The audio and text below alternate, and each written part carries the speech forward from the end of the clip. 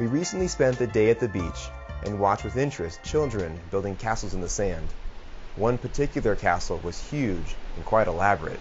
Several children were diligently at work when we stopped to admire their creation. They explained that they had spent over 3 hours creating their beautiful castle, and it was evident that they were quite proud of their accomplishment. As we watched these children busily building their castle, we thought surely much of what we do must appear in God's sight as children building sand castles. At the moment their creation looked quite secure since it was low tide, but just as the tide goes out, it will surely return, and when it does, it will erase the work of these children. It was the afternoon when these children finally finished their castle, but by morning light, there was no evidence that they had ever been there. When one has an opportunity to visit the ruins of ancient civilizations, the same kind of thoughts come to mind. Ur of the Chaldees was a thriving city when Abraham lived there, but now it is a heap of ruins. Babylon was the pride and joy of Nebuchadnezzar, but he and his beautiful city had molded into dust.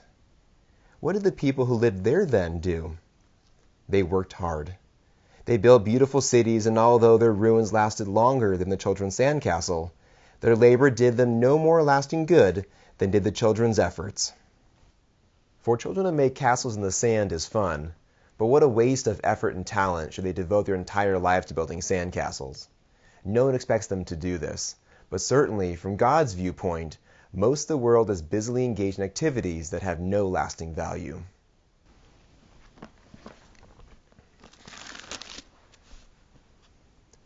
Jesus paints us a picture of how things were in the past and how it will be when he comes.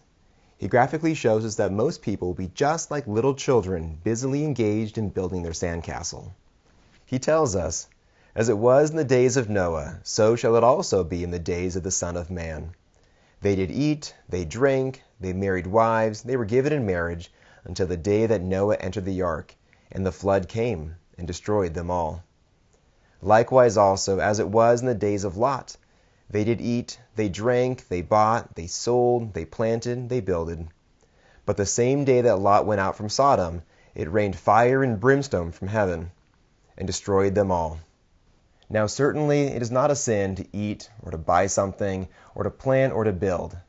But that's all they did. They had no time for God. Their whole life was filled with things of this world. So what are we doing? What are we building that will stand in the day of Christ's coming? Build on the foundation of Christ those things that will last. Now is the time to rise up and build for Christ.